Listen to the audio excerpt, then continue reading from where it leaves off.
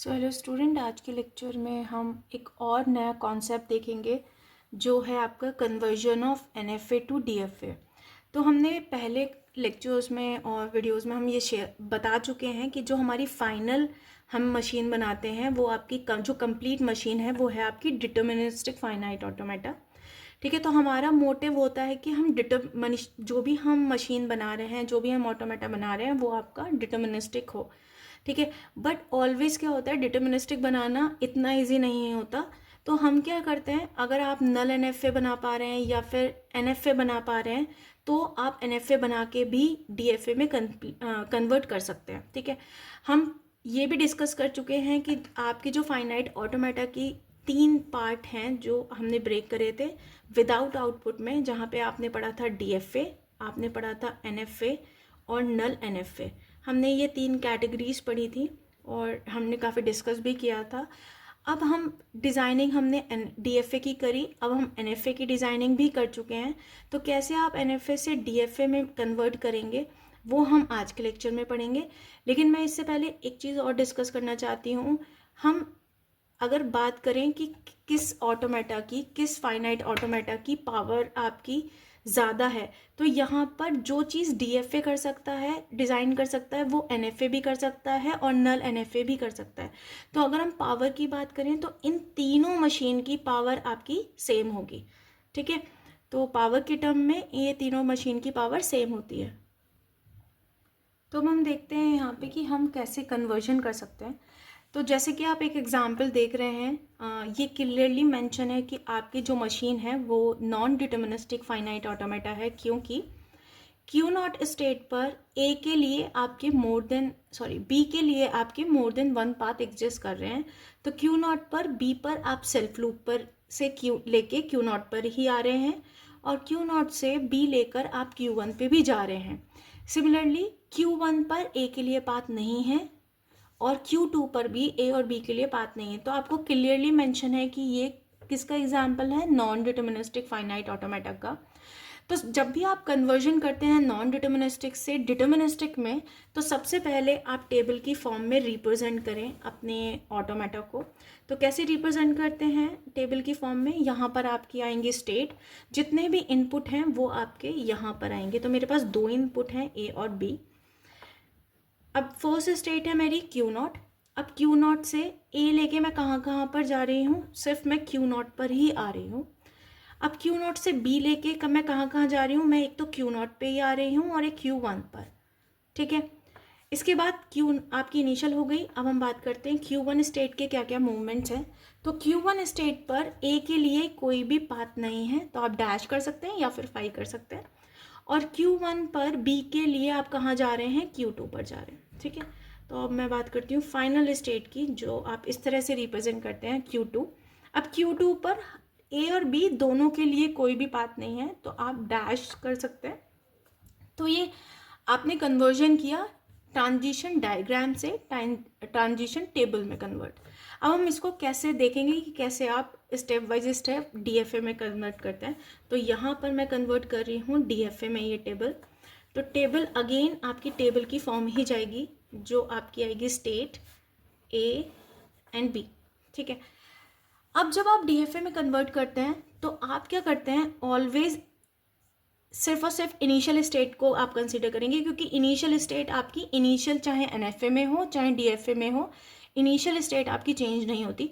तो आपने सबसे पहले इंक्लूड किया क्यू नॉट को।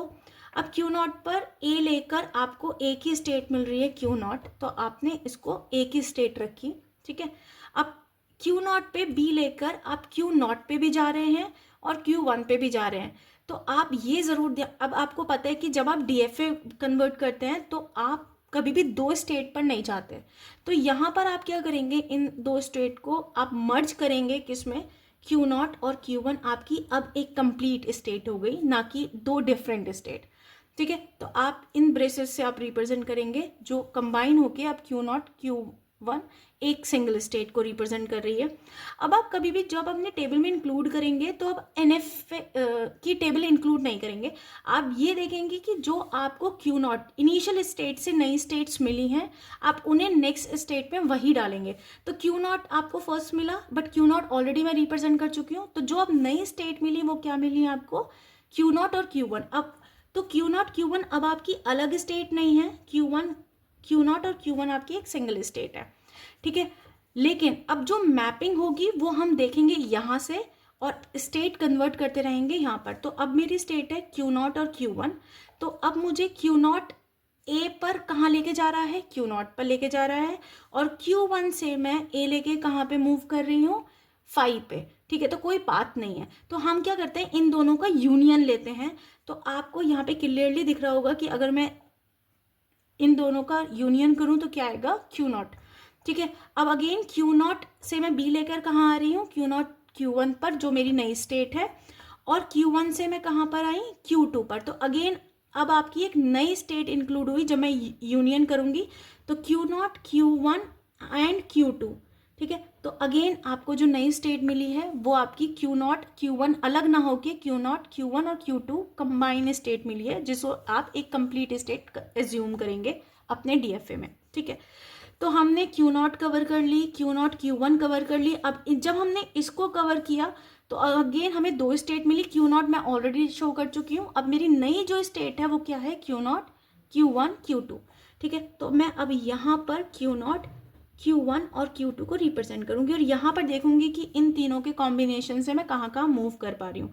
लेकिन जो भी आप मूवमेंट्स देखेंगे वो देखेंगे एनएफए की टेबल से। तो सबसे पहले आप देखेंगे क्यू नॉट पर ए के लिए क्या मूवमेंट है, क्यू नॉट, क्यू वन पर ए के लिए क्या मूवमेंट है, 5, और क्यू टू पर ए के लिए क्या मूवमेंट है, 5। तो आप इन तीनों का यूनियन करेंगे और आपको कंक्लूड होके एक ही स्टेट आएगी, क्या, क्यू नॉट, ठीक है। इसके बाद हम बात करते हैं कि इन तीनों से बी लेके क्या क्या मूवमेंट्स आएंगे। तो क्यू नॉट पर अगर मैं बी लेती हूँ तो क्या आएगा, Q not Q one, Q one पे बी लेती हूँ तो क्यू टू, और क्यू टू से बी लेती हूँ तो 5। तो अगेन जो मुझे स्टेट मिली इन तीनों का कॉम्बिनेशन वो वही स्टेट मिली जो मुझे जैसे इससे पहले मिली थी, ठीक है। तो देखो आप इस वाले स्टेट पर आपको कोई भी नई स्टेट नहीं मिली है तो हम यहीं पर स्टॉप करेंगे। हम तब तक इसको कंटिन्यू करते रहते हैं जब तक कि हमें नई स्टेट्स मिलती रहती हैं। तो अब जो हमें इसे लास्ट पर मिली वो क्या क्या मिली, क्यू नॉट जो ऑलरेडी मैं डिस्कस यहाँ पर मेंशन कर चुकी हूँ, या Q not Q one Q two जो ऑलरेडी मैं यहाँ पर प्रेजेंट कर चुकी हूँ, ठीक है। तो यहाँ पर आपका फाइनाइट ऑटोमेटा कंप्लीट हो जाता है। अब हम बात करते हैं कि आपने इनिशियल तो आपकी है बट अब आपको फाइनल कौन सी रखनी है इस फाइनाइट ऑटोमेटा में। तो आप देखेंगे कि नॉन डिटर्मिनिस्टिक में जो फाइनल थी वो थी Q2। अब आप देखेंगे कि Q2 कौन सी स्टेट पर आपको मिल रही है। तो आप देखेंगे Q0 Q1 Q2 पर आपको Q2 मिल रही है। तो अब जो फाइनल स्टेट होगी वो आपकी ये वाली होगी, ठीक है। तो अब हम यहाँ पे इसको ड्रॉ करते हैं कि क्या हमारी एक्चुअल में डिटर्मिनिस्टिक आ रही है या नहीं आ रही। तो सबसे पहले मेरी Q0 क्या है, इनिशियल स्टेट है, और इनिशियल से ए लेकर आप क्या कर रहे हैं, ए लेकर Q0 पे ही आ रहे हैं। अब Q0 पे बी लेके मैं नई स्टेट पर जा रही हूँ जो कि है मेरी Q1 Q0 और Q1, ये मेरी एक कंबाइन स्टेट है। मैं बी लेकर कहाँ पर आई, Q0 Q1 पर, ठीक है। अब मुझे Q0 और Q1 पर ए और बी का पाथ चाहिए तो मुझे यहाँ से मिलेगा। तो Q0 Q1 पर मैं ए लेकर कहाँ पहुँच रही हूँ, अगेन इनिशियल पर, और अगर Q0 Q1 से मैं बी लेके कहाँ पहुँच रही हूँ, एक नई स्टेट पर जो है Q0 Q1 और Q2 जो कि मेरी फाइनल स्टेट भी है, ठीक है। तो Q0 से मैं लेकर बी कहाँ पहुँच रही हूँ, फाइनल स्टेट पर। अगेन डीएफए के लिए आपको फाइनल स्टेट पर भी मूवमेंट्स दिखाने हैं जो आपको यहाँ पर मिलेंगे।